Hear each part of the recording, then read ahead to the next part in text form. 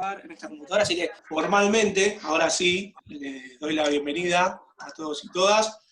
Gracias por estar acá, por haber venido.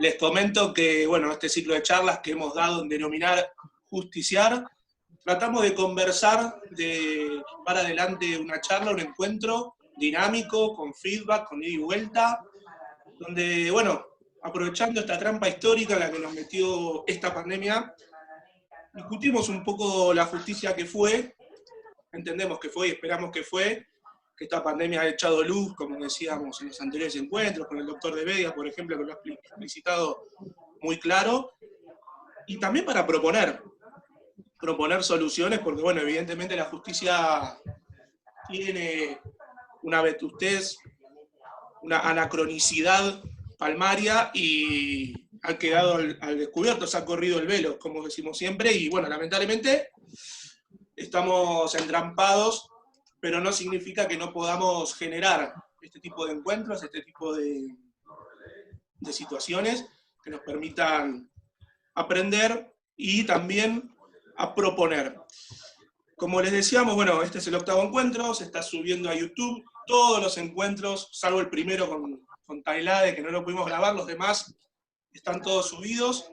Vamos a ir subiéndolos a las redes sociales, estamos en vivo en Facebook Live. La dinámica de la charla es tratar de, bueno, que expongan nuestros dos colegas, que ahora un ratito más paso a presentarles, que seguramente muchos ya los conocen, y luego iniciar un intercambio.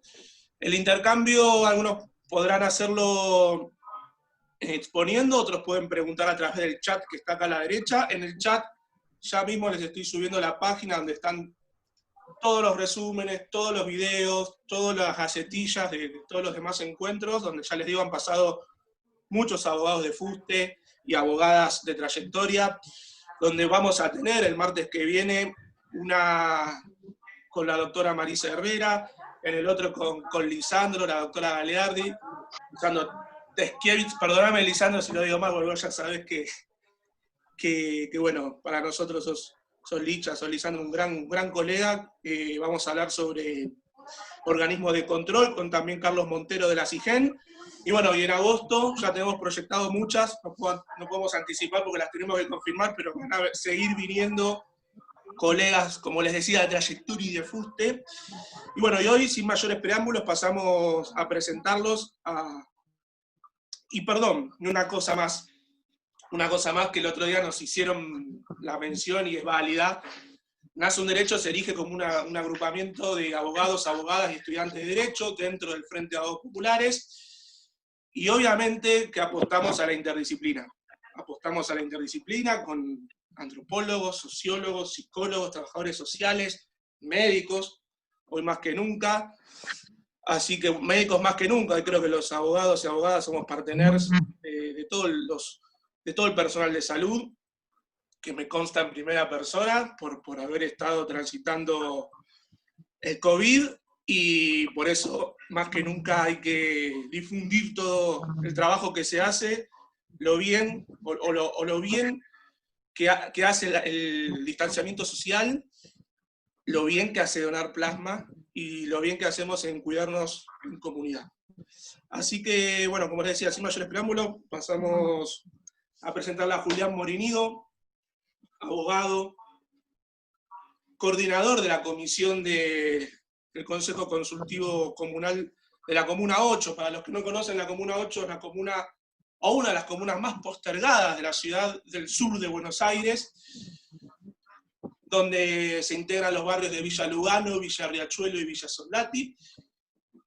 Y Julián es un gran promotor de derechos, ha promovido amparos, ha promovido el funcionamiento de los centros de salud, de los CESACs, como se los llama, en la capital, del hospital no hospital, hospital barra no hospital, les explicaré después bien por qué. Cecilia Grierson de Villa Soldati, como decíamos al principio, quizás algunas cosas las repito, pero porque ahora ya estamos subiendo todo, lo otro no salía. Y también por el otro lado, a María Victoria Nadón, abogada también, subsecretaria en el Ministerio de Salud de la provincia de Buenos Aires, de Legal y Técnica, pero antes que nada también una compañera, una militante, con la cual venimos también trabajando, y perdón, no nombré la Asociación Civil Formando Ciudadanos, de la cual Julián es presidente, perdón por la falla en la presentación, porque también quería mencionar la actividad de Fundación Soberanía Sanitaria, con la cual venimos haciendo trabajos en conjunto, también en el sur de la ciudad, también a través de la red Observar, también a través de, bueno, el gran trabajo que hicieron con el documental, que se los recomiendo, búsquenlo en YouTube, ahora vamos a poner el mensaje acá y lo vamos a poner en la descripción también, de la insubordinación de los privilegiados. No se lo pierdan, ya va cerca de los 50.000 vistas en YouTube, un documental impresionante.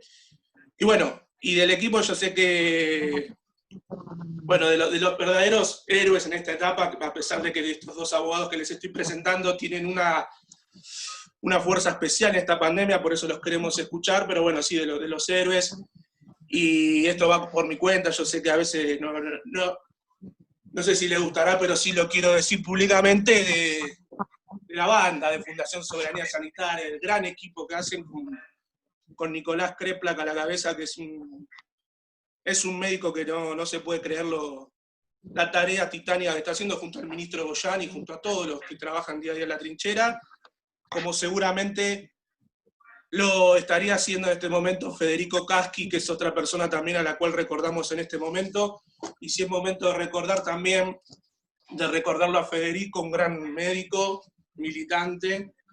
También queremos recordar en el día de la fecha, antes de pasar a la exposición de los colegas, de Julio Mayer, que fue un gran procesalista del derecho penal, con el cual estuvimos también compartiendo hace poco un homenaje justamente a Esteban Rigui.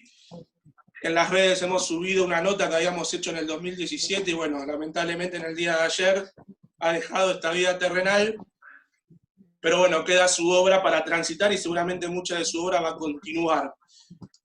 Por último, las adhesiones. Si hay gente acá que tengamos que mencionar con su presencia, que nos honran con su presencia estando acá, vayan pasando las adhesiones. Por ahora tenemos la Asociación Civil de Adultos Mayores de La Plata, con Hugo, Natale.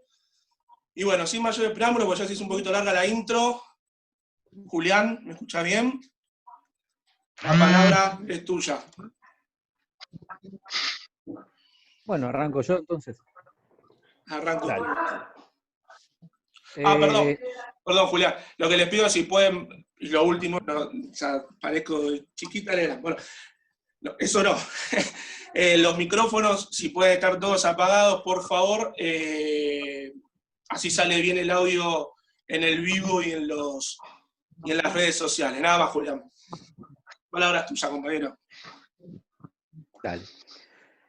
Bueno, voy a arrancar brevemente, obviamente agradeciendo a Hernán, que tiene una gran generosidad, Hernán Mirasole, en invitarme para dialogar, para hablar, para aprender, porque yo soy uno más de ustedes y vengo a aprender, y muy humildemente para decir cuál es mi experiencia de la profesión y la experiencia de vida que vengo teniendo en el tema de salud.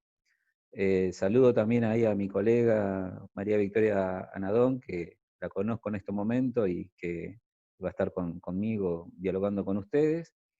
Y ahí Hernán hablaba de justiciar, y justiciar, digamos, es el embrión que comenzamos hace un tiempo con Hernán, con Luciana Guzmán, con Cecilia Morón Ramírez, que también acá está presente, Alexia Alonso, Ornella Sinorota, Anaí, que no me acuerdo ahora el apellido, que fuimos lo que comenzamos a hacer el tema de abogados comunales, comenzamos con esos temas de cómo se aplicaba la justicia o cómo se iba a aplicar la justicia en el nuevo orden, digamos, avisorando ya que iba a haber un cambio en las comunas de la ciudad de Buenos Aires y pensando que se iban a ganar por lo menos 2 o 3 comunas en la ciudad de Buenos Aires y cómo íbamos a manejarnos, ¿no? De ahí ya estas reuniones las veníamos haciendo en el Bauen, otras en Nace un Derecho, y de ahí nos comenzamos a conocer entre todos, de diferentes lugares, y bueno, de ahí salió ese documento de justiciar y estas charlas que también va haciendo Hernán con el grupo de Nace un Derecho. Y yo quería ir de mayor a menor, muy rápidamente, como para situarnos en qué es la salud, ¿no? O sea, la salud en algunos tratados está tocado específicamente a qué se llama salud, ¿no? Por ejemplo, para la Organización Panamericana es un estado completo de bienestar físico, mental, social. Es un concepto muy amplio lo que es la salud, ¿no? Y eso ya fue escrito y dialogado y tratado por el año 1946, ya después de la Segunda Guerra Mundial, donde la Organización Mundial de Salud, que hoy está en tela de juicio por su accionar en el coronavirus, hablaba del disfrute más alto posible del nivel de salud, ¿no? O sea, eso para ellos era, digamos, en ese momento cómo estaban definiendo el tema de la salud.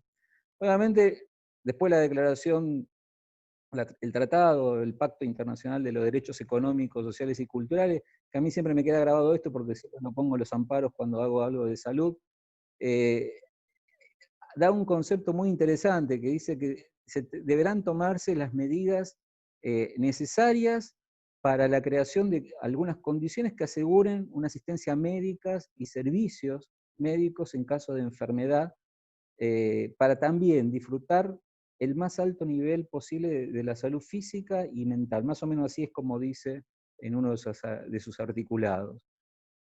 O sea, todos hacen referencia a una asistencia médica que permita, ¿no es cierto?, que el ser humano tenga una asistencia médica eh, buena, óptima, y llegando ya un poquitito, todos estos conceptos están obviamente dentro de nuestro marco regulatorio por el artículo 75 de la Constitución Nacional.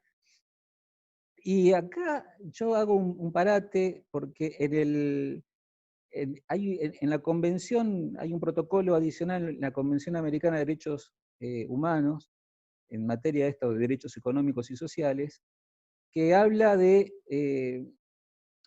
comprometerse a reconocer a la salud como un bien público y particularmente a adoptar medidas para garantizar ese derecho. Y eso es muy importante porque hay un compromiso de los países que adhieren a este protocolo de tomar la salud como algo de primer orden dentro de los estados que firman este acuerdo.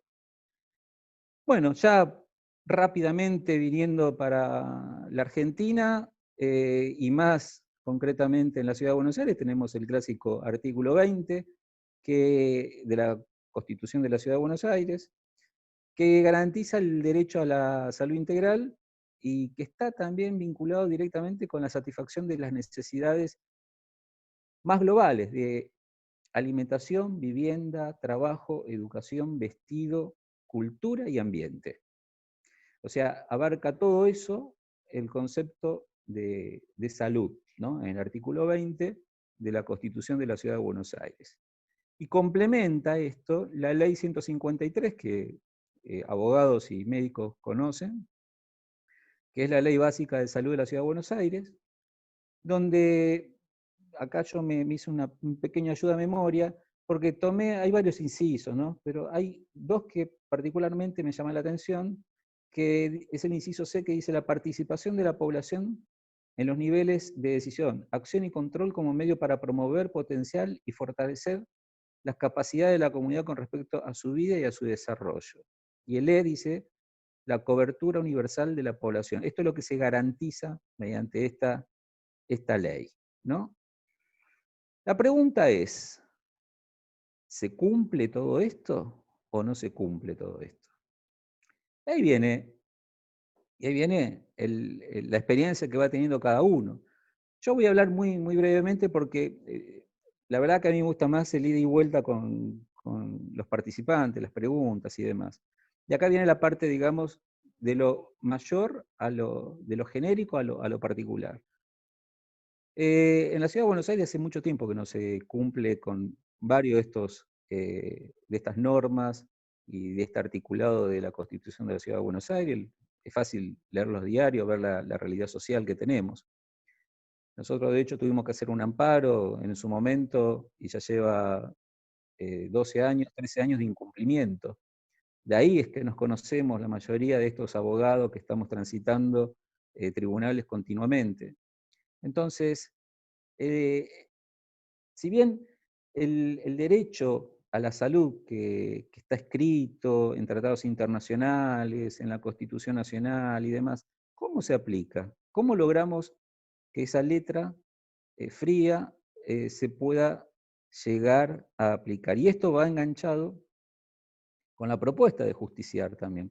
Porque en la propuesta de justiciar, una de las preguntas que hace el documento es justamente cómo podemos hacer entre nosotros para modificar estas cosas, ¿no?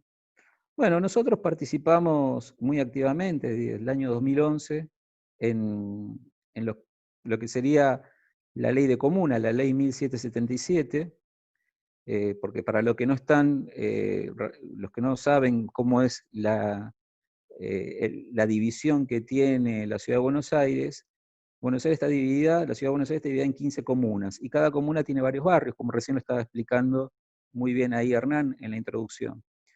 Nosotros participamos en la Comuna 8 que abarca 3 barrios, y que es la más pobre de toda la ciudad.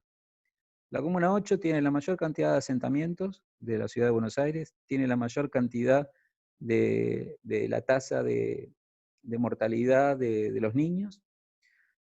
Hace 34 años que 200.000 habitantes están pidiendo un hospital general de agudos y no se lo dan. Hace 12 años que en una campaña pusieron la piedra fundamental para lo que sería un hospital y todavía no lo es. El 22 de junio hicieron un decreto donde al Cecilia Grierson lo llama hospital, pero todos sabemos que un hospital general de agudos no se hace por un decreto, sino que se hace por el contenido. Lo cual trae aparejado muchos problemas en la población de la Comuna 8, que confunde de ir a un lugar que lo llaman hospital y que no tiene los condimentos para hacer un hospital, no tiene la aparatología, no tiene los recursos humanos, el equipamiento, para decirles, por ejemplo, no tienen cama de internación. Y eso fue el día 22, el decreto 245. Luego salió el decreto 248 de la Ciudad de Buenos Aires, donde habilita a armar todo el esquema, digamos, de lo que sería la parte administrativa del Grierson. Yo me voy a circunscribir nada más que la Ciudad de Buenos Aires, porque yo quiero escucharla también a mi colega que está en provincia de Buenos Aires, para ver cómo ustedes van a ir comparando uno y otro lugar. La Ciudad de Buenos Aires, la ciudad más rica que hay en toda la República Argentina, la realidad es que su presupuesto en salud ha ido subejecutándose. O sea, si podían gastar 10, gastaban 7 o gastaban 6. Y esas partidas iban redireccionadas a otro sector, por lo general publicidad. Y esto lo digo porque está escrito aparte. A partir del 7 de mayo de este año, la legislatura le dio poderes especiales al Ejecutivo de la Ciudad de Buenos Aires, al licenciado Larreta, para poder disponer de esa partida de forma discrecional, como él quiera. Y aparte le dio la posibilidad de poder endeudarse por creo que hasta 150 millones de dólares para poder comprar equipamiento, bueno, las medidas de emergencia que ustedes ya saben. Ahora, ¿se solucionó con un decretazo que un lugar se transforme en un hospital? No, la verdad que no se ha solucionado. Nosotros desde la Comisión de Salud, Acción Social y Medio Ambiente, que depende del Consejo Consultivo Comunal 8, y que está respaldado por la Ley de Comunas, la Ley 1777 de Comunas, nosotros, cuando vimos cómo venía la mano con el tema de la pandemia, nos preocupaba mucho porque sabíamos la necesidad que hay en el lugar, en la región. Para los que no saben, les comento, y voy a nombrar así rápidamente: está la Villa de Fátima, la Villa 3, está la Villa 20, está el barrio INTA, está el barrio Carrillo, está el Lugano Unidó, está el barrio de Piedrabuena, está Ciudad Oculta, la Villa 15, está la Villa 16, que son 2 manzanas. Bueno, de todos estos lugares que yo le estoy nombrando, hay 2 o 3 lugares que no tienen agua, pero no tienen agua hace mucho tiempo. Entonces había contradicciones entre, le están pidiendo algo de higiene, le están pidiendo algo de cuidado de salud, y no tienen lo elemental que era agua, que es agua, y que todavía no la tienen. Entonces comenzamos a hacer notas. Metimos en 35 días, metimos 39 despachos de comisión. Pedidos de informe, declaraciones. Los pedidos de informe estamos esperando todavía que nos respondan, porque hacen uso de la prórroga que tienen, obviamente, en derecho administrativo, tienen una prórroga, y pueden extenderla hasta 25 días hábiles la respuesta. Explotó el tema de los geriátricos, de los hogares de los abuelos. Bueno, en la Comuna 8 se decía que había como 10 geriátricos. Nos respondieron que había solamente 3 habilitados. Y que los 3, lo curioso de esto que cuento es así, los 3 geriátricos que están habilitados mandaron las actas y la cantidad de irregularidades que había, pero nunca fueron ni clausurados, ni multados, ni nada. O sea, van marcando cuáles son las falencias, pero nunca sancionaron a esos lugares. Por lo tanto, los adultos mayores que van a esos lugares están directamente en un estado de total indefensión. Preguntamos qué hicieron con el tema del dengue, y se ve que hay un grado tan alto de, no sé cómo llamarlo, no sé cómo adjetivizar, porque la verdad que tampoco me gusta hacer mucho esto, pero lo dejo para que ustedes lo piensen. A ver, le preguntamos al Ejecutivo de la Ciudad de Buenos Aires cuánto habían comprado de repelentes para entrega gratuita en la Comuna 8. Y nos respondieron que habían comprado una partida de 500.000 repelentes más o menos, que se pagaron una parte, otra parte no, pero que en la Comuna 8 entregaron 200 repelentes. 200 repelentes. La verdad, tuvimos el pico, uno de los picos más altos de casos de dengue, de sarampión, que es una enfermedad que ha pasado también desapercibida en el medio del COVID, pero también hubo sarampión. Y no se ve mucha inversión, digamos, en recursos de infraestructura y de recursos humanos. La semana donde sacaron el decreto, la semana esa del 22, un colega nuestro, luchador también, si los hay, que es Nicolás Tauber-Sanz, con otro que también voy a nombrar, que es Jonathan Valdivieso. En el caso de Nicolás, representa a los vecinos de ahí de Lugano desde el año 2005 por el tema del Grierson. Y tuvo una audiencia con las partes involucradas, o sea, los vecinos que hicieron el amparo en el 2005, y los representantes del Ejecutivo, con la Procuración, la Defensoría Tutelar y demás, y la jueza Liberatori, María Elena Liberatori. Yo les puedo dar después, de hecho se lo voy a pasar a Hernán, y si no lo tienen, la taquigráfica y el video, porque es público, de la audiencia.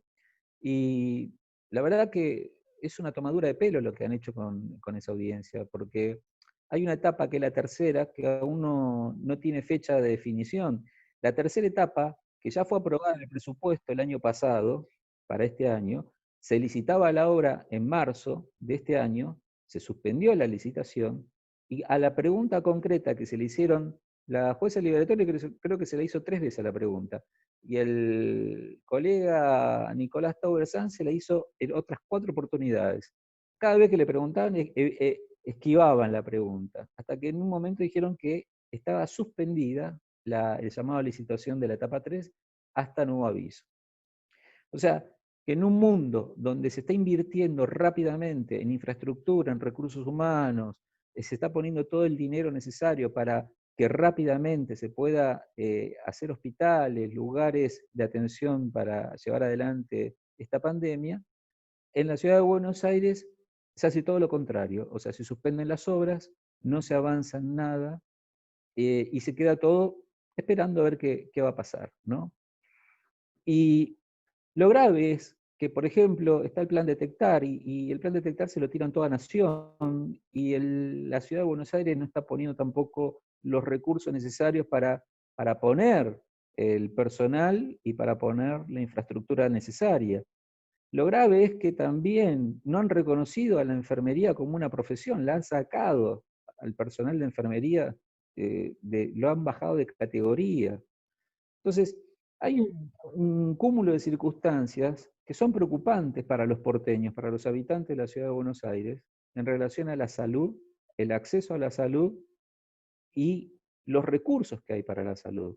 Yo la otra vez en una charla decía que cuando uno entra, yo tengo por estos años que llevo con esta temática, algunos me confunden, algunos creen que yo soy médico, y no soy médico, soy abogado.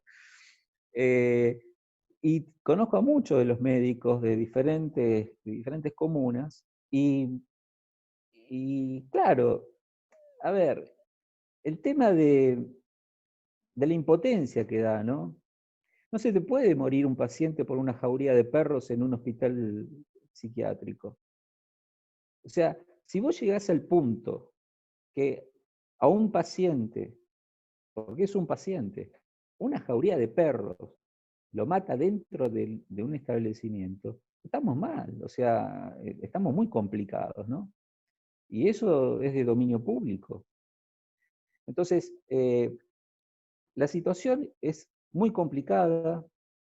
Yo en esa charla decía que los médicos no me preguntan cuando yo entro a una guardia si soy peronista o soy antiperonista. No me pregunta si yo soy ateo, judío o católico. No me está preguntando qué opino yo de Trump o qué opino yo de Putin. Entro en una guardia y el médico, la médica de urgencia, con lo que tiene, con los recursos que tiene, trata de salvarme la vida. Entonces tenemos que entender esa lógica. Ahí recién Hernán explicaba su experiencia que tuvo en el hospital alemán y el agradecimiento que él tiene hacia el personal. Si él entraba en el Durán o entraba en otro hospital, le iba a pasar exactamente lo mismo. O sea, iban a tratar de salvarle la vida como podían, porque de eso se trata la función del médico, de salvar las vidas como puede. Y nosotros como ciudadanos, en el caso nuestro que somos abogados, la función que tenemos es la de garantizar que ellos puedan hacer esa función y que la puedan hacer con la estructura que necesiten, porque uno escucha de hablar de camas de UTI, cama de unidad de terapia intensiva, ¿y por qué hay tan pocas camas? Me preguntan muchas veces, como si yo supiera por qué tienen que haber X cantidad de camas. A mí me lo explicaron, el promedio de camas UTI en un sanatorio de primera línea o en un hospital público va de 8 a 15 camas.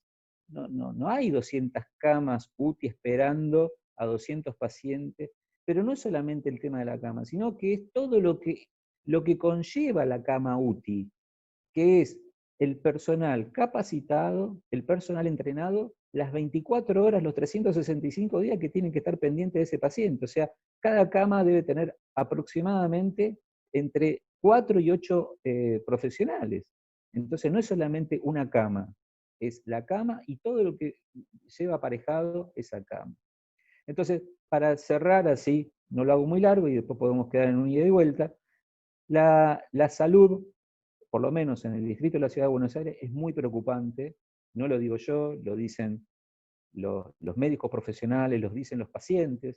Muchos de ustedes van a poder ver que en todos los hospitales, en los 33 hospitales que tiene la Ciudad de Buenos Aires, más los ESAC, ustedes pueden ver tranquilamente que a las 3 de la mañana, 2 de la mañana ya están haciendo fila para un número de los pocos que hay para ser atendidos ese día. Entonces, hay una dejadez en el sistema público que ahora se pone de manifiesto y ahora se está mostrando y ahora queda a la luz cuál es la situación grave que atraviesa el sistema de salud pública del gobierno de la Ciudad de Buenos Aires. Yo hablo específicamente de la Ciudad de Buenos Aires, que es el terreno que conozco. Gracias, Hernán. Gracias a vos, Julián. Sí, la verdad que no había hecho mención al trabajo de estudio que venimos haciendo con la ley 1777, ley que no se cumple en la ciudad, Felicitar también a Ana Salvatelli, que esta semana presentó su libro, su reedición del libro, que nos ha servido como faro en el estudio de esta ley, que se las recomiendo que la lean y que vean cómo no se cumple palmariamente. El tema del dengue que mencionaste también, donde hubo hasta una comunera con dengue, mucha gente contagiada de dengue, 200 repelentes. Y también lo del agradecimiento al personal de salud, sí, a todos, al hospital público, al privado, a todos, no solamente a los médicos, perdón por la autorreferencia, pero quiero ser bien categórico en esto, porque el sábado hubo gente haciendo cosas que para mí no hay que hacer. El derecho a protestar siempre debe estar, pero hoy más que nunca dependemos no solamente del sistema de salud, sino de nuestro aporte, y nuestro aporte es distanciarnos, cuidarnos, y de verdad lo vi yo en un triage de coronavirus, como el médico que se expone, que mete la cabeza adentro de la boca del león, buscando, haciendo hisopados, los enfermeros que se cambian todo el tiempo para ver, se cambian, cada vez que ven a alguien se tienen que cambiar, vestir y desvestir, el radiólogo, el ecografista, los laboratoristas, que son los que hacen sangre, están exponiéndose constantemente, la gente de limpieza. Sepan que cuando estábamos ahí en el triage para ver si éramos positivos o no, en mi caso me tocó ser, lamentablemente acá estás un tiempo esperando, y si alguno quería ir al baño tenía que levantar la mano, ir al baño, y atrás va el chico de limpieza a limpiar el baño de cada persona con coronavirus. Entonces es un trabajo, y todos los días de Dios, lunes, martes, miércoles, todos los días. Yo que estuve un solo día ahí, ya me estresó, no quiero imaginar todos los días de Dios. Por eso yo decía que el personal de salud, ni hablar la gente de seguridad, los administrativos, todo, el que maneja la ambulancia. Mirá, yo no quise hablar mucho de, Hernán, disculpa, yo no quise hablar mucho del tema ese, pero yo tengo continuamente charlas con el doctor Nopov del área programática del Piñero, tengo charlas con la gente del Santoyani. Uno de los problemas más complicados es el aislamiento de los primeros días. ¿Por qué? Porque uno va para hacerse un hisopado y cree que, bueno, que por ahí vuelve a la casa. En el mejor de los casos puede volver a casa, pero en el peor de los casos, que es la mayoría, lamentablemente, o los mandan a un parador, que no quiero hablar del tema del parador de Costa Salguero, eso ya es otro tema, no quiero robar mucho tiempo porque está la colega que también tiene que hablar de la provincia de Buenos Aires, que también es otro tema, pero, a ver, no se toma dimensión, la gente no toma dimensión, y yo lo dialogo con los compañeros nuestros, de que hay que saber comunicar bien qué está pasando con este tema, porque los primeros días, los primeros 5 días de estar aislado y que te dan un teléfono y es el teléfono tuyo y el cargador que te dicen, tenés que llevar el cargador, es la única comunicación que tenés, porque tu médico, tu médica no te quiere ni tocar. Tu médico y tu médico te ve del lado de afuera y te dicen por WhatsApp, así es, me lo dijeron ya varios, público y privado, por WhatsApp te dice, tomate la temperatura y vos te tenés que autocontrolar. Y si te ven que estás medio moradito, ahí entran. No lo digo yo, lo dicen los mismos médicos, a los cuales yo dialogo con ellos frecuentemente. Y obviamente que ellos se tienen que cuidar. ¿Por qué? Porque imagínense que un médico que entre en una cuarentena es un personal altamente calificado que tenemos menos para poder contribuir a controlar este virus. Entonces es muy complicado. Silencio mi micrófono porque si no sigo hablando. No, pero aquí es tal cual, lo que decís es tal cual, me pasó a mí en primera persona, perdón por la autorreferencia, pero es así, tal cual lo describe Julián, no se puede sacar nadie. Los que entran con barbijo, máscara, camisolín, guantes.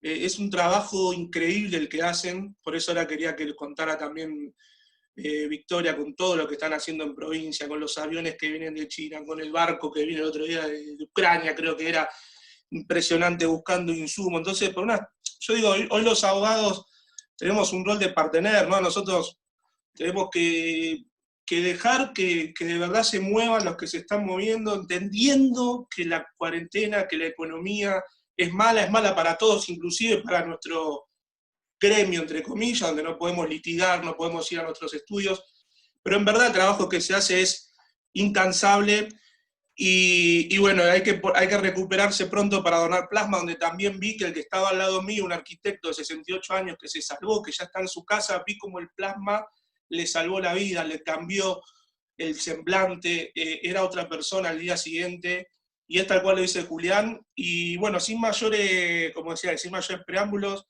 quería presentar a Victoria, que está también ahí que es abogada Victoria, pero está trabajando en el Ministerio de Salud, rodeada de un montón de profesionales de la salud, encabezando todo el equipo, una tarea titánica. Y bueno, esa tarea titánica que tiene que ver con el derecho, que tiene que ver con lo que podemos hacer los abogados en esta etapa, los abogados, las abogadas y la comunidad y la sociedad en general. Así que nada, Victoria, sin mayores preámbulos, agradeciéndote tu presencia, te cedo la palabra.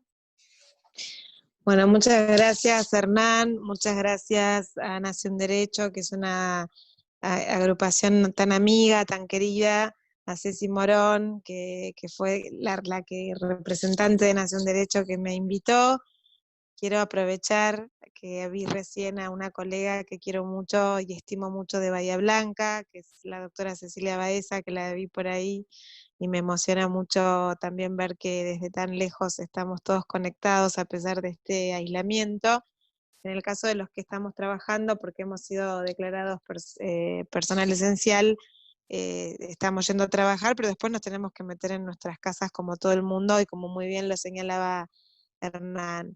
La verdad que es muy difícil hablar de la provincia de Buenos Aires y no señalar el pésimo estado del sistema sanitario público de la provincia, que no, y voy a ser absolutamente honesta, yo tengo mi pertenencia partidaria, ideológica, que es muy conocida, pero yo soy una persona sincera, esto no pasó en los últimos 4 años únicamente. La provincia de Buenos Aires hereda de Vidal un sistema pésimo, desfinanciado, subejecutado el presupuesto y aparte con disminución presupuestaria, pero que venía también de administraciones anteriores que no habían sido espectaculares. Esa es la realidad.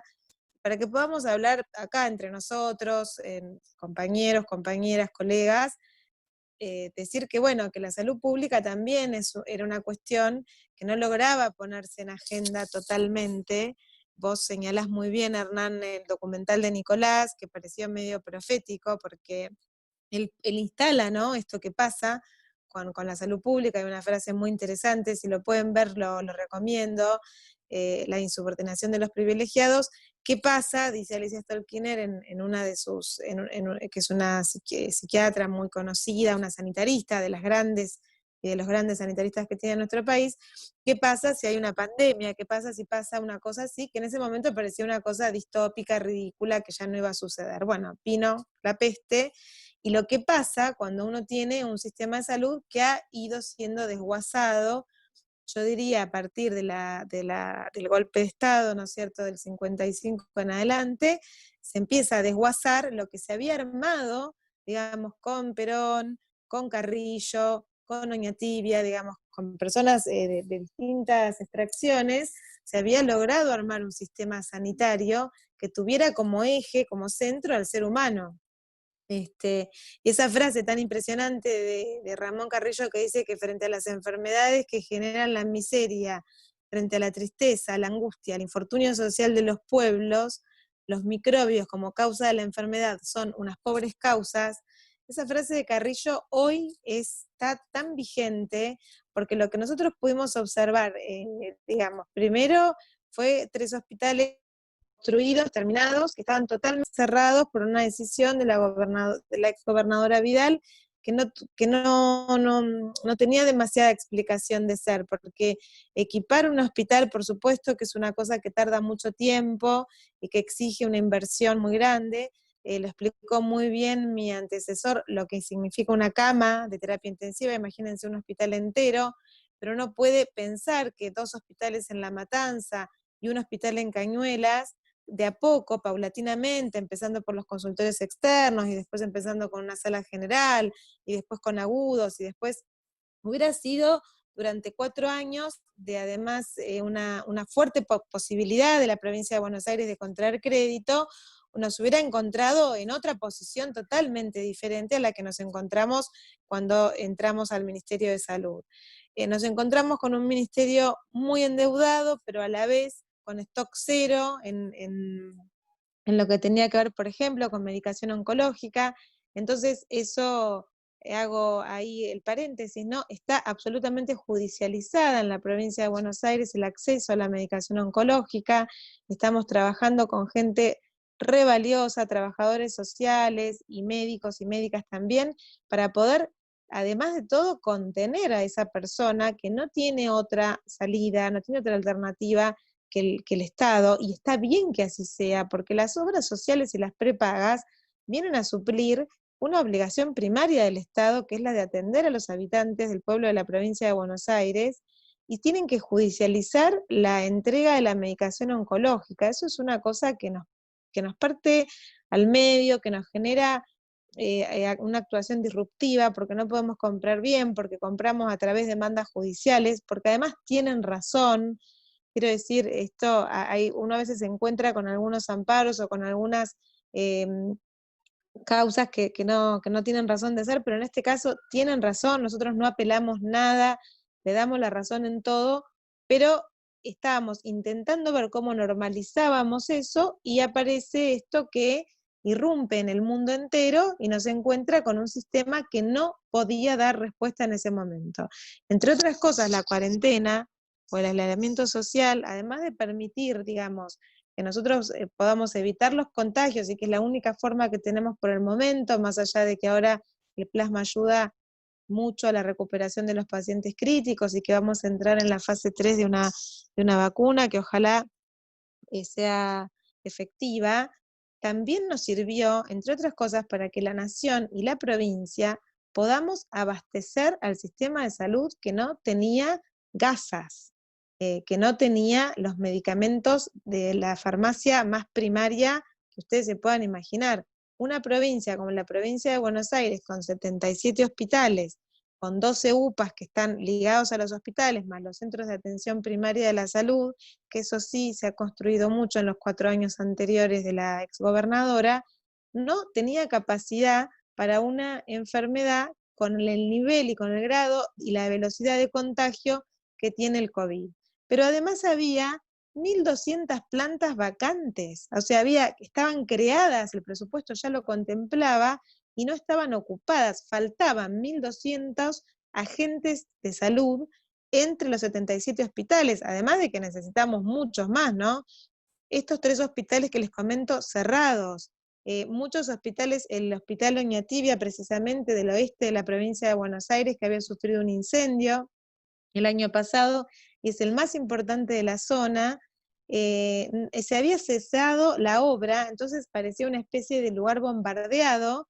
A partir después de las primarias, en ese momento, el gobierno provincial de ese momento decide discontinuar la obra, a pesar de tener todo comprado y la empresa contratada.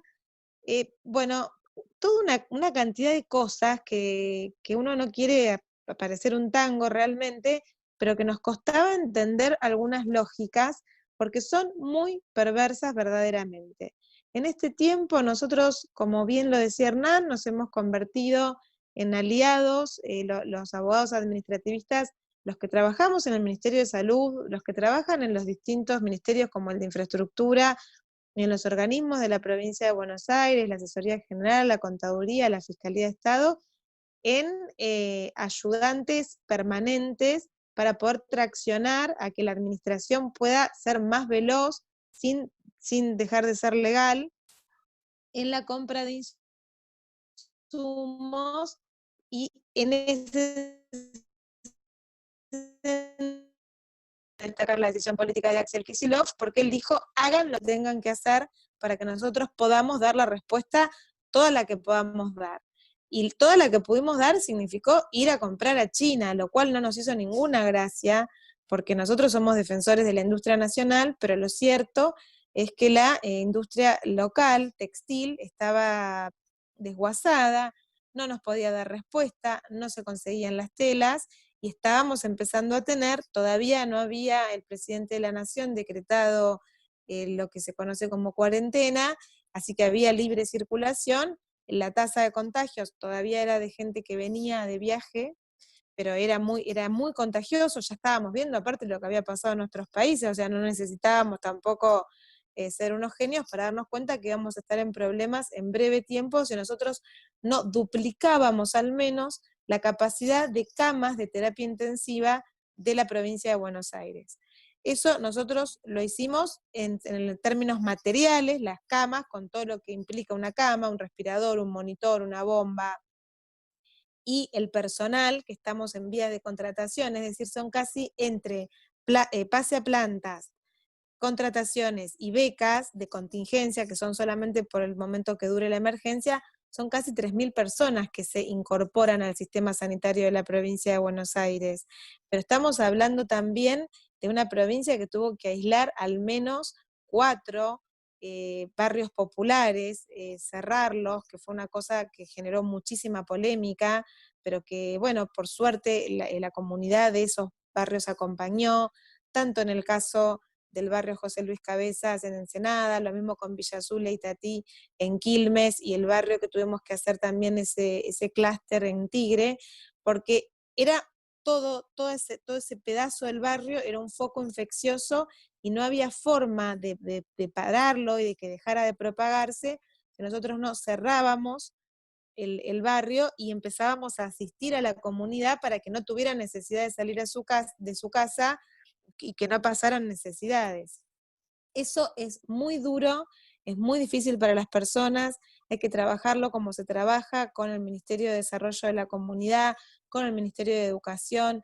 Es decir, acá lo que tiene que haber es un Estado presente, activo, y esta pelea por instalar en la agenda la importancia de la salud pública, la tuvimos que finalmente dar cuando aparece una cosa como esta, que es tremenda, que es espantosa, que es injusta, que por supuesto que magnifica las desigualdades, porque no es lo mismo una persona que ve en una casa con posibilidades de aislarse en su propia casa, que una persona que tiene que ir a un centro, por más que los hagan muy bonitos y con todo el amor del mundo, como este que acabamos de poner operativo en Tecnópolis, es muy duro para una persona que sabe que está enferma, por más que tenga síntomas leves o esté asintomático, ir a un lugar lleno de desconocidos, alejado de su familia y de su casa.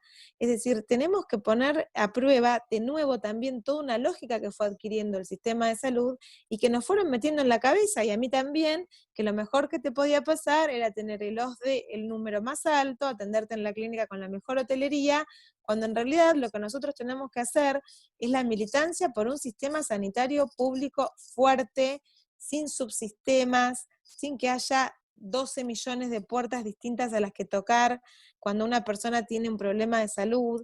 Es tremendo lo que sucede si vos no tenés un conocido. También el estrés, lo que sufre el equipo de salud, esto que ustedes señalaban, digamos. Todos los años los hospitales están desbordados en la provincia de Buenos Aires. Ojalá que después de que transcurra la pandemia, que termine, esto algún día va a terminar, los hayamos dejado fortalecidos y equipados, pero hay que empezar a trabajar en las dinámicas y en las lógicas, porque el tema del trato hacia la persona que llega con la sospecha de que tiene una enfermedad o con la confirmación de que tiene una enfermedad, y la manera en la que de repente la familia deja de tener contacto con esa persona, no sabe lo que le está pasando. Bueno, hay mucho para hablar y para trabajar, a diferencia de lo que se puede marcar de la ciudad de Buenos Aires. Nosotros estamos, por supuesto, con un presupuesto escaso. Hemos pagado el aguinaldo en cuotas, como ustedes bien lo saben. Estamos recibiendo mucha ayuda de Nación. No tenemos un presupuesto, estamos trabajando con el presupuesto prorrogado del año anterior. O sea, como abogados, nosotros nos ponemos a pensar administrativamente, es una locura todo lo que está pasando, pero por otro lado, lo que sí tenemos es una definición de poder entregar la mayor cantidad de insumos y de atención al sistema público de salud, y también ayudar a través de todo lo que podamos a que los sistemas privados no quiebren, porque lo cierto es que también se ven muy comprometidos los sistemas privados por esto que se señalaba de lo que significa tener las camas de terapia intensiva saturadas. Eso es una cosa muy costosa y que los sistemas privados tampoco dan abasto. Nosotros hicimos un consorcio, efectivamente, con el gobierno nacional, otras provincias y aerolíneas argentinas, y trajimos 35 aviones, el número 35 llega el 27 de julio, con insumos de China, logramos comprarle a las cooperativas locales ahora finalmente, también por un laburo muy grande que hace Industria de la Nación con la gente de Industria de la Provincia de Buenos Aires, para poder proveer las telas, así que hay 7 millones de kits de camisolines, cofia y cubrebota que le vamos a comprar a las pymes y a las cooperativas locales, y el día pasado mañana, el jueves, llega el segundo barco que viene de China con 28 containers, son 4 más que van a completar 55 containers, eso es más o menos como si yo les dijera 20 y pico de aviones llenos, que son todos los insumos descartables que compramos en su momento en China cuando la industria local no daba abasto y había países que se robaban aviones comerciales entre sí. Entonces acá también hay que poner en valor la cuestión de la soberanía, de tener una línea de bandera, porque si vos contratabas un avión comercial de FedEx o de cualquiera de las empresas que traen aerocarga, venía otro país con el doble de plata que vos, le compraba toda tu carga a la empresa y vos te quedabas sin ningún insumo, que eso fue lo que pasó, creo que entre Canadá y Estados Unidos, o Francia y Estados Unidos, no lo recuerdo bien. Es decir, si nosotros no hubiéramos tenido aerolíneas argentinas por la situación económica nuestra, jamás hubiéramos podido salir a competir con semejantes potencias para recomprarle los aviones o impedir que ellos nos compren las cargas. Todo eso habla de cómo no nos tenemos que olvidar de que estuvieron a punto de convencernos de que Aerolíneas de nuevo había que rematarla, de que de nuevo había que desguazarla, todas estas discusiones que ahora parecen, viste, como que no sucedieron, y que fueron hace muy poquito tiempo atrás, y que hoy recobran, digamos, y tienen una importancia central en esto que estamos atravesando como sociedad. Nosotros no vamos a salir de esta situación, que además va a ser muy difícil desde lo económico, y que ya lo está haciendo, por supuesto, si no nos pensamos como un sujeto colectivo. El nombre de la agrupación ya lo dice, ¿no? Donde hay una necesidad nace un derecho. Nosotros tenemos que pensar qué es lo que va a pasar cuando termine, cuando atravesemos el pico más alto, cuando empiecen a declinar los casos, cuando empiecen a crearse, digamos, o los anticuerpos necesarios en los propios organismos, o la vacuna, o lo que sea, porque va a ser lo que pasa en una ciudad o en una provincia cuando baja el agua después de una inundación. Y ahí vamos a tener que trabajar fuertemente, de nuevo, mancomunadamente, y yo de verdad creo que nosotros tenemos que tender lazos de diálogo con estas personas que están tan enojadas, tan furiosas, para ver cómo podemos hacer para no crear una guerra en un momento en el que nos vamos a tener que dar la mano y trabajar entre todos, porque esto es muy duro, esto que está pasando es muy duro, pero va a ser muy duro lo que va a venir después. Entonces yo creo que a mí la salud me terminó atrapando. Yo, la verdad que no me gusta el derecho administrativo, particularmente el derecho electoral. Fui a trabajar con el equipo de Kreplak y de Goyan porque los conozco de toda una vida y porque considero que ellos tienen una mirada de la salud muy parecida a la que yo tengo de todo el resto de los derechos humanos. Y de nuevo fui convocada primero en la corta experiencia que ellos tuvieron en Nación y ahora en provincia. Nunca me imaginé que me iba a tocar atravesar una pandemia cuando me encontré con un Ministerio de Salud no solo desguazado en lo económico y en cuanto a los insumos, sino en lo administrativo. Chicos, no había circuito administrativo en el Ministerio de Salud. Habían desguazado las áreas, nadie sabía bien por dónde pasaban los expedientes. Una cosa que yo, digamos, no creo en las malas intenciones, pero sí creo que quien lo quiso hacer tuvo un plan que no fue bueno, que fue muy nefasto, y ahora además hay que reconstruir la autoestima de trabajadores que están 14, 15 horas trabajando porque son declarados esenciales, pero los trabajadores de la sede central del Ministerio de Salud no cobran el bono de los 5.000 pesos que cobra el personal hospitalario, porque bueno, es una decisión de criterios respecto del decreto, y bueno, hay que trabajar mucho también eso, y quienes trabajan en equipo y conducen equipos o integran equipos, saben que una persona que le dijeron durante 4 años, sos un inútil, no servís para nada, sos una grasa, sos la resaca, sos lo peor, de repente pedirle que tenga compromiso frente a una situación así, es verdaderamente muy complejo. Nosotros lo que sí tenemos es la voluntad, el esfuerzo y ya digo, por supuesto, el gran trabajo que hacen Daniel y Nicolás Kreplak en conjunto con Ginés, y también la articulación que es muy dificultosa, pero que es imprescindible con la Ciudad de Buenos Aires. Todas las decisiones que la Ciudad de Buenos Aires ha tomado han repercutido inevitablemente en provincia. Entonces, bueno, posiblemente ahora, pasado mañana, el 17, cuando se vuelva a definir qué pasa, ¿no?, con esto del aislamiento, tal vez no se tomen exactamente las mismas medidas porque son territorios muy diversos. La propia provincia es un país en sí mismo por la diversidad que tiene, pero nosotros tenemos el desafío de seguir siempre dialogando con la Ciudad Autónoma de Buenos Aires, porque si ese diálogo se rompe, los que pagan las consecuencias son las personas que sufren el contagio porque viven en un lugar y trabajan en el otro, y vos, Hernán, que lo pasaste en condiciones de privilegio frente a lo que muchos conciudadanos nuestros están pasando, sabés el miedo. Yo fui sopada ya 2 veces, digamos, porque bueno, por la exposición que tengo, y bueno, en un momento uno dice, no me preocupo yo, pero si sin querer contagié a mi compañero, y si sin querer mi compañero las contagié a mis hijas, no sé, uno empieza a tener toda una serie de variables. Cada vez que aparece un caso positivo en el ministerio se genera una situación de mucho pánico, y es gente que trabaja en salud. Es decir, estamos, yo creo que verdaderamente barrenando un tsunami, y me parece que estos espacios donde podamos compartir nuestras experiencias y recibir ideas, críticas, reflexiones, nos sirven mucho, porque de ninguna manera creemos tener ninguna verdad revelada, ni ser los campeones del mundo. Sí creemos que estamos dando todo lo mejor que nosotros tenemos para dar en un momento como este.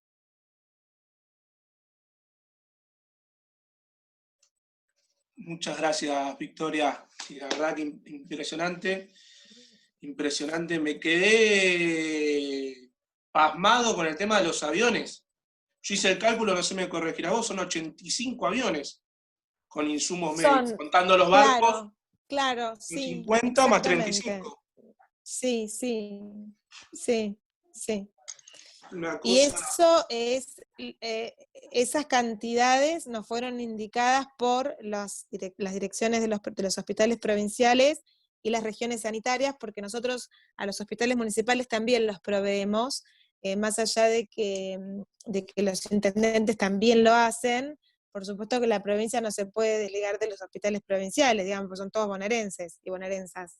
Pero sí, y así todo te da miedo que no te alcance, ¿viste? Porque de verdad, eso que vos contabas de cómo se tienen que cambiar íntegros, vos pensás que pares de guantes, ahora en los containers que vienen el jueves, vienen 23 millones de pares de guantes. Y vos decís, bueno, esto es una guasada, va a sobrar. No va a sobrar, porque cada cosa que toca una persona que toca con un guante se lo tiene que sacar y tirar, digamos. Esto es una cosa...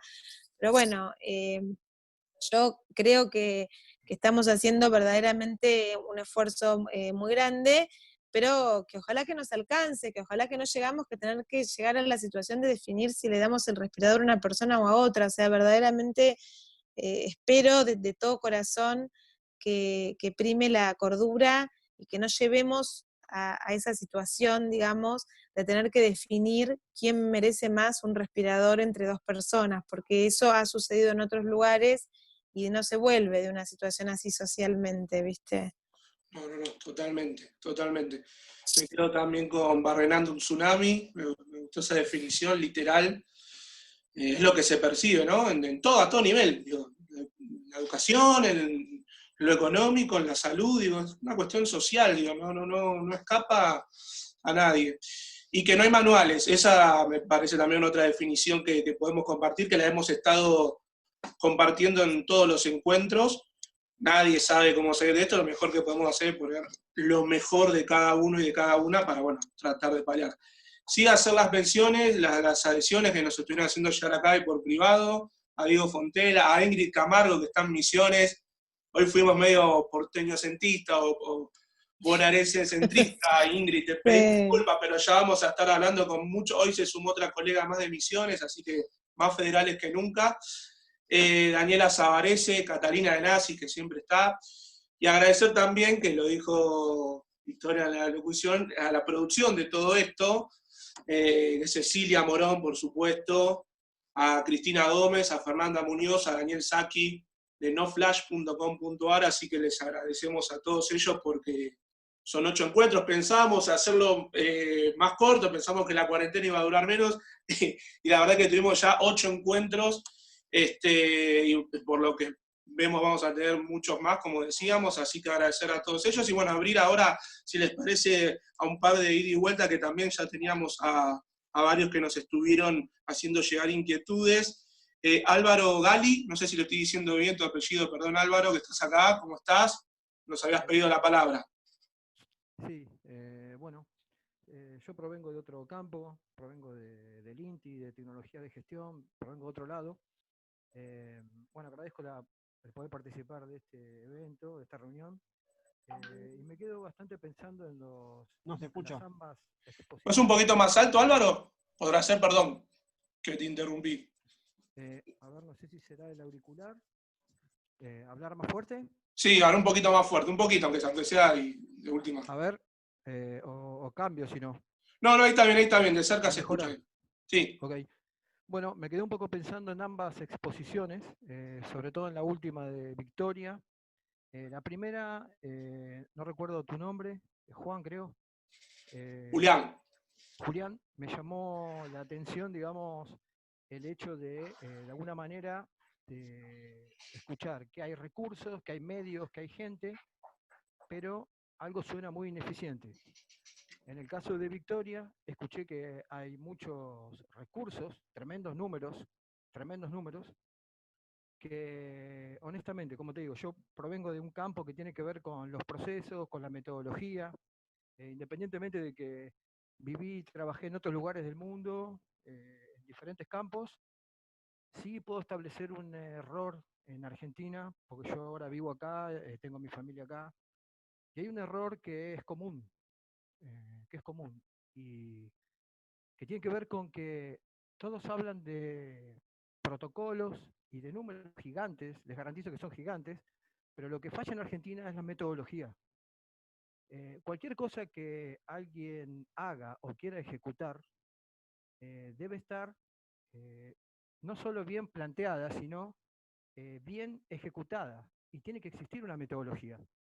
En nuestro país, lo que no tenemos en ningún campo, en ningún área o en muy poco grado, tenemos gente muy inteligente, gente muy capacitada.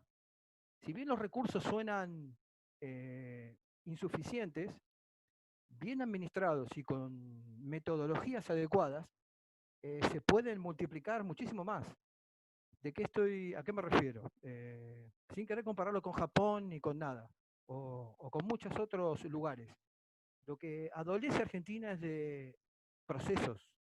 Procesos, se ejecutan planes, se ejecutan programas, como ustedes los dicen, pero yo, que si bien tengo mucha acción en el campo privado, lo que puedo ver en el campo público es que no tiene una metodología lo que vas a ejecutar, estandarizada, clara y probada. Eso no hay que inventarlo, eso está probado en el mundo y acá también, y está absolutamente comprobado. Vos no podés, digamos, asumir o planificar un programa y llevarlo a cabo adecuadamente si no lo tenés perfectamente estructurado y metodológicamente implementado. En todos los casos, también les doy crédito y comprendo muy bien la cuestión del factor humano, la cuestión que tiene que ver con el estado anímico, la desigualdad, que creo que el problema del mundo para mí es la pobreza, principalmente. Y honestamente me saltearía las cuestiones ideológicas, las cuestiones políticas. Eso es un mundo libre y cada uno honestamente puede pensar lo que quiera siempre y cuando respete al otro, pero lo que traspasa esos ejes son hacer las cosas adecuadamente o hacerlas inadecuadamente, y eso ya está establecido, no hay que inventarlo. Lo que no alcanzo a comprender como argentino, digamos, es por qué nos cuesta incorporar metodologías y ejecutarlas. Te lo digo en el campo, se lo digo en el campo privado porque trabajo en la industria y lo veo, Y es el mismo problema pasa en una pyme, en una mediana o en una grande, que el que estamos comentando acá. Es exactamente el mismo. La pregunta es, ¿por qué hay dificultad en conectarse y articular con las metodologías que están probadas?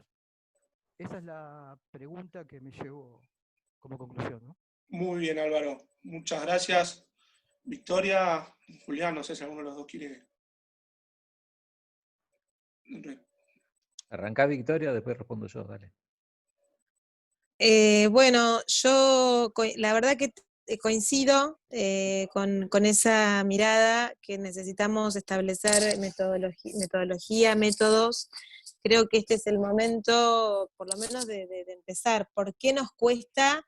Es una pregunta que yo no la puedo contestar, creo que está más en el campo de la sociología bueno, de analizar nuestra cultura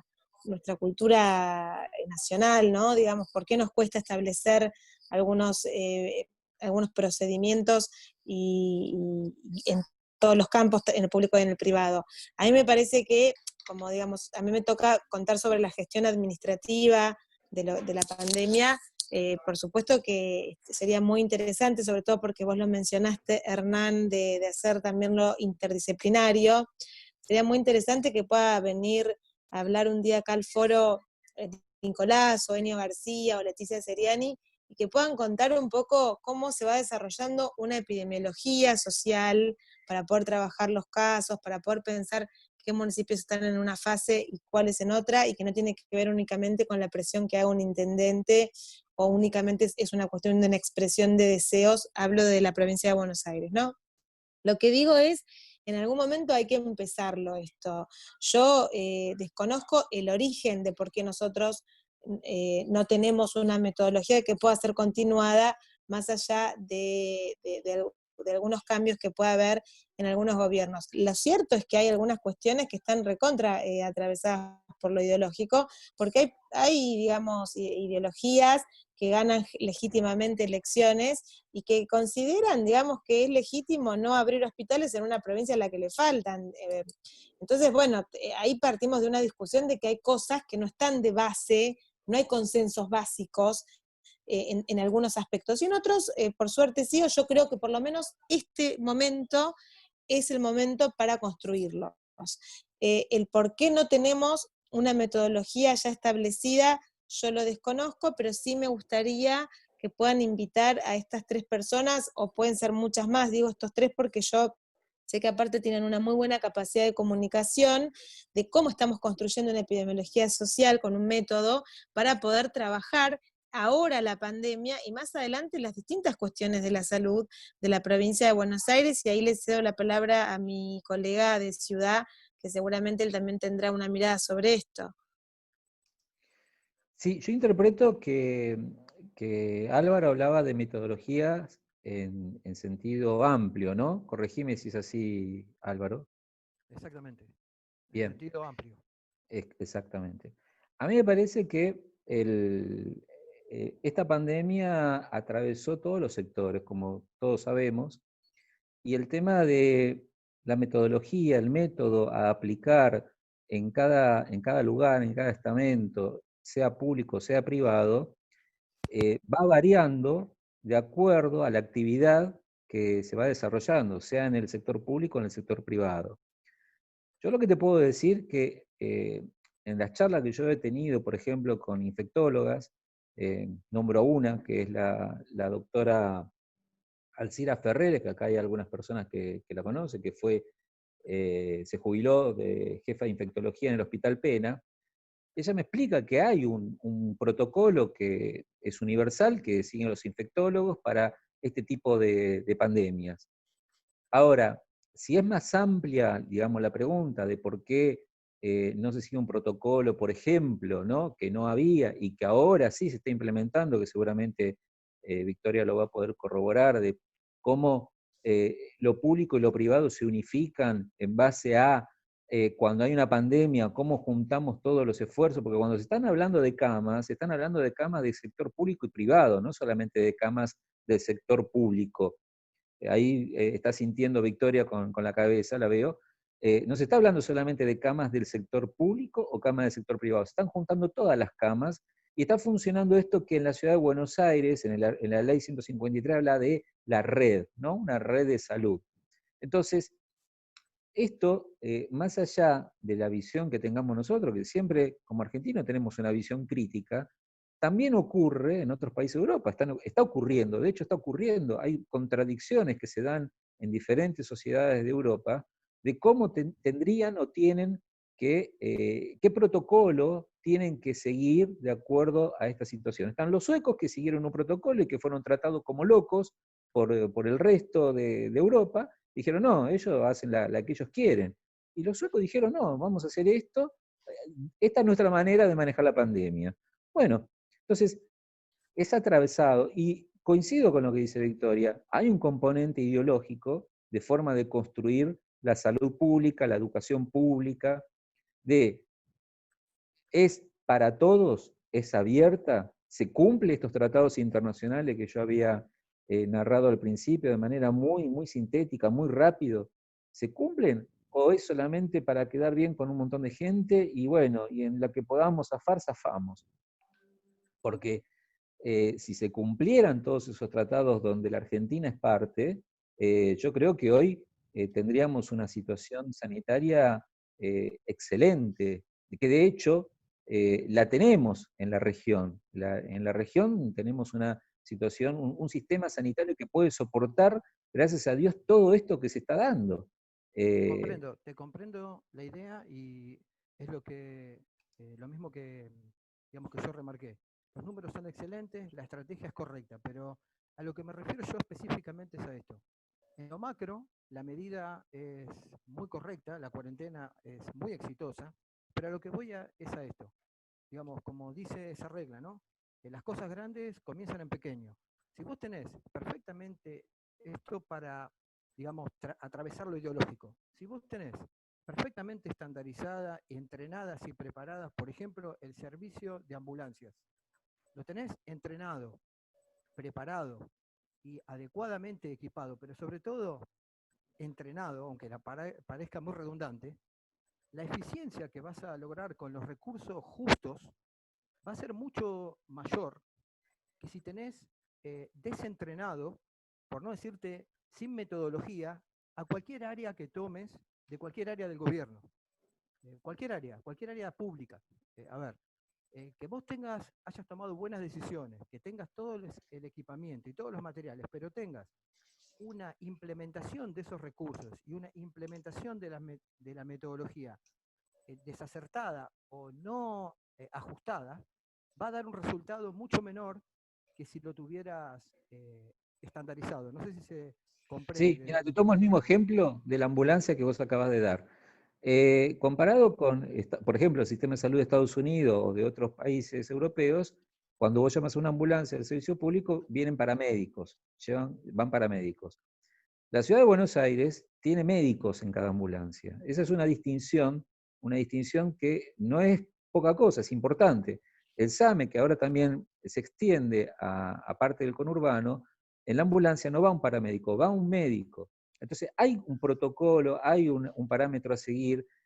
Ahora coincido con vos también cuando decís, bueno, ¿por qué todos los gobiernos no lo siguen o por qué toda la sociedad no es algo estandarizado? Cuesta la estandarización, justamente estos lugares son para dialogar ese tipo de temas, estos encuentros son para hablar ese tipo de temas, para repensar. Nosotros somos abogados acá la mayoría, ¿no?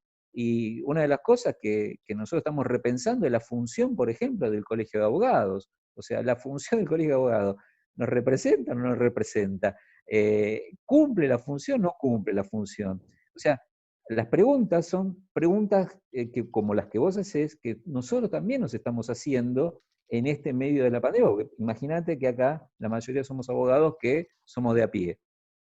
Y bueno, estamos guardados todos. Entonces, ¿cómo hacemos? ¿Hay un protocolo para nosotros? No tenemos un protocolo.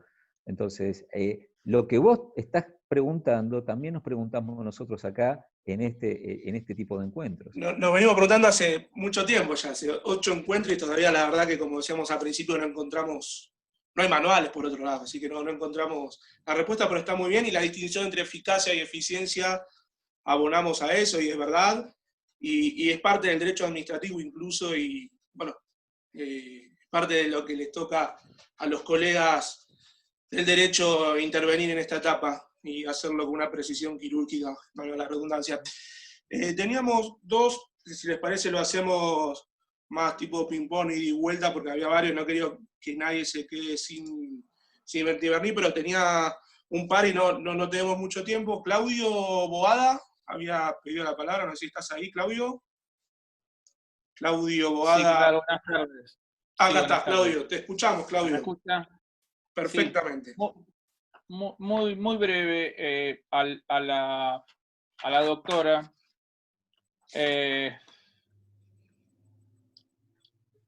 Digamos, comento un caso brevemente. Una persona tiene que ser trasladada por un avión sanitario, tiene que llegar a un amparo, está ordenado por los médicos, se sabe qué lugar tiene que atenderse. Las dilaciones, tres veces los martes sale el avión de Puerto Madryn, o es el día que va a Puerto Madryn. Durante 3 semanas seguidas, la prestadora, que no vale la pena mencionarla, interpone recursos y cosas para que la persona no pueda viajar.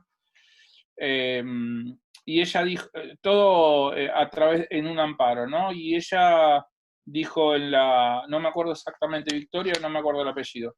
Ella dijo, cosa que me sorprendió, nosotros no apelamos, refiriéndose a los amparos. Y la verdad que yo lo que veo en la práctica, y vi por muchos años en la práctica, es que los equipos jurídicos de IOMA, de PAMI, también de las prestadoras privadas, pero acá me preocupa mucho a mí de las prestadoras públicas, tienen prácticas dilatorias que están enquistadas en la administración pública. Y esas prácticas dilatorias postergan el goce del derecho, y en vez de defender el criterio de la salud pública que tendría que tener el Estado, parece que defienden el bolsillo de un privado, cuando estamos hablando de la salud y el Estado Nacional como el garante último de la salud. Entonces a mí me preocupa que estas prácticas sean tan naturalizadas en los equipos de abogados del Estado, y entonces vos mostraste una luz distinta, dijiste no apelamos, revisamos. Yo creo que cuando se llega a un amparo, que se llega generalmente después de varias presentaciones individuales, de hablarlo, o sea, nadie va a un amparo porque sí, porque nadie quiere ir al choque, sino que quiere tener las prestaciones necesarias para solucionarse, ¿no? Quedó claro, La pregunta concreta es, en este momento y frente a esa situación, ¿hay algún programa o capacitación especial o están pensando para luchar contra esta situación? Sí, te agradezco mucho la oportunidad, porque con tu pregunta puedo entonces contarlo, que nosotros tenemos al gran Mario Rovere, que es como el Zaffaroni de los sanitaristas, a cargo de la Escuela de Gestión y de Gobierno del Ministerio de Salud de la provincia, y una de las cosas que hoy, por eso llegué tarde así corriendo, teníamos la reunión con todos no solo el equipo de jurídicos del ministerio, sino con todos los abogados que trabajan en los distintos programas y subsecretarías del ministerio, porque estamos armando una diplomatura en la Escuela de Gobierno que va a ser promocionada y que se va a dar por streaming, porque aparte, antes de la pandemia, Robert ya había establecido que esa era la manera de llegar a una provincia tan enorme como la provincia de Buenos Aires, así que a él no le cambió para nada su modalidad virtual de clases, que tiene que ver con la administración de la salud, la administración en la salud y desandar muchas de estas prácticas enquistadas que vos describiste perfectamente. Yo trabajé un tiempo en la Procuración del Tesoro de la Nación, y me acuerdo que cuando empezamos la única cohorte que pudimos hacer de una maestría totalmente gratuita, los alumnos quedaban choqueados, eran todos abogados de los servicios de jurídicos de todo el Estado Nacional, porque Eduardo Barcesat empezaba sus clases diciendo: no apelen los amparos digamos, por defecto. Ustedes no pueden tener como reacción apelar un amparo cuando nuestro deber es garantizar derechos. Eso está tan enquistado en la práctica del abogado, aún el del abogado del Estado y el de los servicios jurídicos, que lo que vos me decís no solo no me llama la atención, sino que refuerza esta necesidad de desandar ese aprendizaje, que también es una necesidad de desandar algunas prácticas que van a revisar médicos y distintos integrantes de equipos de salud de muchas cosas que en nuestras formaciones nos van inculcando: nega todo, apelá el amparo, no lees el avión sanitario, cuando vos lo que tenés que hacer es estudiar si hay una razonabilidad, y lo primero que haces es salir a correr para darle la razón a esa persona que tuvo que, como vos muy bien decir, llegar a esa instancia. Cuando vos llegás a pedir, a judicializar el derecho a la salud, es porque un montón de gente ya te dijo que no. El primero que te dijo que no fue el Estado, o tu obra social, o tu prepaga, o tu sistema de cobertura, PAM, IOMA, o lo que sea. Así que totalmente de acuerdo con tu diagnóstico, y sí estamos trabajando en una formación. Gracias. Muy bien, Victoria, muchas gracias. Bueno, quedaba la última, y sí, y perdón, no es por asentir, pero en la maestría también de Derecho Administrativo de la UBA, lo primero que te dicen es que es obligación profesional, ni siquiera no se discute esto muchas veces en el derecho administrativo, hay que entenderlo también, y no tengo duda, porque aparte, bueno, en la locución al principio, en la charla, Victoria lo había dicho, no vamos a apelar, y si hay que promover acciones se promoverán, pero no tengo dudas de que cambia el sentido con ciertos abogados y abogadas cuando ocupan ciertos determinados lugares, ¿no? Y obviamente que si hay algo que haya que peticionar, se pide, pero desde esta lógica, entendiendo que lo que se pide es un derecho social y el que está del otro lado lo entiende de esa forma y no lo entiende como un tecnicismo procesal que está obligado encima por una definición conceptual, a veces del derecho administrativo y a veces inclusive desde la política. Entonces nos genera tranquilidad esta etapa en ese sentido. No de que no vayan a pasar cosas, porque van a seguir pasando y eso es inevitable e inexorable. La última, si les parece, que tenía ahí dando vueltas, era Juan Peralta.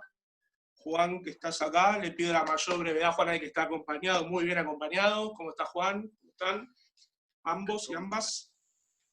¿Qué tal? Bueno, saludos a todos, en especial a mi vecino Julián, que nos invitó amablemente a esta charla. Julián, ¿cómo estás? Bueno, hablando de situaciones que comprometen el derecho a la salud, bueno, yo les cuento, soy médico y hasta hace 2 años fui director de la institución para personas con discapacidad más grande de Argentina y de Sudamérica, con 400 internados, que queda en la provincia de Buenos Aires. Y bueno, hay una serie de situaciones ahí, voy a comentar brevemente, siguiendo un poquito la línea de lo que comentaba Claudio de los amparos. Una cosa que vemos es esto, que muchas veces obras sociales, prepagas o incluso instituciones públicas niegan determinado tipo de prestaciones y obligan, bueno, a pasar por la instancia administrativa primero y después, cuando esto fracasa, ir a la instancia judicial. Yo lo veo del otro lado, del lado del médico y del lado del paciente, ¿no? Y en realidad hay un pequeño porcentaje que llega a esta vía del amparo. Hay mucha gente que ni siquiera tiene capacidad, sobre todo la población más carenciada por sus condiciones, por la dificultad para viajar, por desconocimiento, por falta de asesoramiento, para ni siquiera llegar a la instancia administrativa. Y eso entonces termina funcionando como una especie de filtro, donde el que llega al amparo generalmente tiene éxito, pero es un pequeño porcentaje y queda en el camino un montón de gente que no recibe la prestación. Y se llega a situaciones tan absurdas como que IOMA tenga una oficina de amparos, ¿no? O sea, es tan grande el tema de los amparos que IOMA tiene una oficina de amparos. Esto nos pasaba mucho en nuestra institución. Otro tema es el de las clínicas de PAMI. Las clínicas de PAMI tienen un convenio de cápitas por el cual tienen que dar todas las prestaciones que requiere el afiliado. Pero lo que suele ocurrir en muchas oportunidades es que estas clínicas, hay muchas de estas clínicas, sobre todo en sectores del conurbano, que no tienen mucho recurso propio. Entonces tienen que estar derivando pacientes para estudios o llamando especialistas que no tienen ellos, llamando especialistas de fuera. Y todo esto lo tiene que pagar la clínica, se le factura a la clínica. Con lo cual, muchas veces las clínicas demoran o directamente no dan la prestación, con lo cual hay personas que a veces necesitan un neurocirujano y la clínica se toma 3 días para conseguir el neurocirujano que le cobra menos, con lo cual, de nuevo, hay una situación compleja. Y el último tema, brevísimo, es el tema de las remuneraciones del personal de salud. Porque el enfermero que tiene un cargo generalmente a la noche cuida a un viejito, o da inyecciones o hace nebulizaciones en el barrio, con lo cual esa persona se va agotando, el trabajo de enfermería es agotador, lo sabemos. Pasa lo mismo con los médicos, que a veces tienen 3 trabajos, entonces tienen un trabajo que es un cargo, pero después tienen una guardia, después hacen medicina laboral, que es ridículo llamarla medicina, la verdad que yo no la llamaría medicina laboral, porque la mitad de la planilla dice, por portón verde, toqué timbre, no salió nadie, ¿no? Eso es el 90% del trabajo del médico laboral que hace reconocimiento a domicilio. O emergencias, donde el médico de emergencias gana bien, pero tampoco es una... o sea, el médico de emergencias llega, vamos a hablar, hablo sinceramente, y además no quiero con esto hablar mal de mis colegas, pero llega... Y si el paciente tiene algo que no es muy grave o que aparenta ser algo menor, le da un ibuprofeno y le dice mañana consulte a su médico. Y si se encuentra con algo que es un poco más complicado, lo deriva.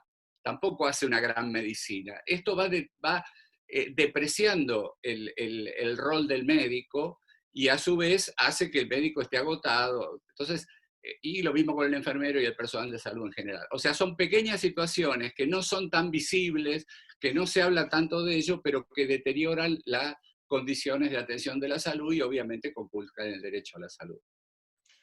Muy bien, Juan. Yo, si les parece, le dejaría el cierre a Julián y a Victoria, no sin antes mencionar bueno, que el martes que viene, porque nos pasamos un ratito, siempre lo hacemos de 7 a 8 y media, tratamos de cumplir ese horario, nunca podemos, pero bueno, tampoco queremos sobreexigir la generosidad que han tenido los expositores con su tiempo. Citarlos para el martes que viene, esperarlos, vamos a estar con Marisa Herrera y con Nadia Bustamante para hablar un poco de género, derecho de familia. Tenemos un montón de consultas en las asesorías gratuitas de Nace un Derecho. Esperarlos en nuestras redes sociales, ya las conocen y que van a poder encontrar este video con el resumen y con toda la información, los links, todas las leyes que se hayan mencionado, todo el bagaje y todo el dato estadístico que hayamos podido resumir lo vamos a tener. Aceptar, por supuesto, Victoria, la propuesta de tener una charla con Nicolás. Vos sabés lo que lo apreciamos, a todo el equipo de Fundación Soberanía Sanitaria, lo ponemos en cabeza de Nicolás porque sabemos la talla profesional de la que hablamos cuando hablamos de él. Así que nada, les dejo, y por supuesto siempre recordando a Federico Kasky, que siempre luchó hasta el final, y bueno, nos sigue acompañando en otro plano, nos sigue acompañando como lo hacen todos los profesionales de ese equipo al cual sabes que le tenemos mucho respeto y mucha franca admiración, honestamente. Así que nada, les dejo la palabra a ustedes, a Victoria, a Julián, también agradecerte por toda la lucha que haces ahí en la Comuna 8, que falta un montón, y sabemos y seguimos luchando, no vamos a bajar nunca porque siempre vamos a lucharla, con amparos, con pedidos administrativos, con lo que fuera, pero estoy muy seguro de que mientras haya más abogados como ustedes dos, vamos a tener mejores resultados que como los que teníamos antes, no tengo la menor duda. Así que nada, les dejo el cierre a ustedes dos y los esperamos el martes que viene a todos. Victoria, ¿querés hablar? Bueno, yo me despido muy brevemente, le agradezco mucho a Julián la generosidad con el tiempo y y el trabajo que hace en la Comuna 8, porque yo vivo acá en Buenos Aires, en la ciudad, a pesar de que trabajo en provincia, y es una comuna amada para todos nosotros y es un baluarte, así que muchas gracias, Julián. Gracias a Nace de un Derecho por todo el trabajo que hacen, por ser faro para los abogados y las abogadas que amamos y que creemos en la justicia siempre que sea justicia social. Así que les agradezco de corazón siempre todo su trabajo, su empeño y la invitación. Y bueno, por supuesto agradezco muy especialmente la mención a Fede Casqui, que bueno, voy a tratar de ser cortita en esto. Fue un gran médico, un luchador, que se murió hace muy poquito, con 39 años, pero que logró que los abuelos y las abuelas argentinas puedan tener nuevamente los medicamentos gratis desde el PAMI. Así que muchas gracias por la mención a él, me voy con el corazón lleno de amor por tantas menciones hacia él, y un abrazo para todos. Bien, por mi parte también, la verdad agradecer a Hernán, a Cecilia, a todo el equipo de Nace un Derecho que me hayan convocado para hablar un poquitito sobre lo que hacemos nosotros. Ahí, lástima que se fue Claudio Guada, un amigo que hace también, igual que Diego Fontela, que hace defensa de usuarios y consumidores, es el que a veces lo ven por C5N, por Crónica, por todos lados. Porque ahí los que litigamos en Capital Federal sabemos que también el tema de los amparos no es tan fácil. O sea, nos han comenzado a poner trabas con el tema de los amparos. Esto argumentando un poco lo que decía Juan, ¿no? Que es cierto, cuando llegan los amparos a donde tienen que llegar, en el camino quedaron un montón de personas que no tuvieron acceso por X motivos a un abogado o al sistema, digamos, que los pueda proteger para hacer el reclamo judicial. Pero ahora, de un tiempo a esta parte, el gobierno de la Ciudad de Buenos Aires se ha encargado de ponernos más trabas todavía para hacer los amparos. Entonces tampoco es tan fácil hacer un amparo ahora en la Ciudad de Buenos Aires, hay que tener varios requisitos. Pero tenemos la confianza bueno, con grupos de abogados como los que estamos acá presentes, el colectivo, ya no solo de abogados, sino interdisciplinarios, porque nosotros también trabajamos con trabajadores sociales, con médicos, de todo un poco, ¿no? A mí me da mucha pena, y lo nombró también Juan, el tema de los enfermeros, ¿no? Ya hay dos profesores, hay dos profesiones, dos oficios que yo respeto mucho, que es el mozo y el enfermero, porque se trata de servir al otro. Yo la verdad, a mí me costaría muchísimo, lo reconozco, ser enfermero o ser mozo, porque se trata realmente de servir y con amor al otro. Entonces yo respeto mucho y me da mucha bronca cuando no quieren colocar como una profesión a la enfermería. Así que nada, la verdad, muy agradecido, muy linda la charla. Aprendí mucho también de Victoria, de la situación que hay en provincia. Espero que los contenedores lleguen lo más rápido posible y que todo se haga lo más rápido posible también. Y bueno, un saludo a todos y nos seguiremos viendo. La semana que viene seguimos con esto.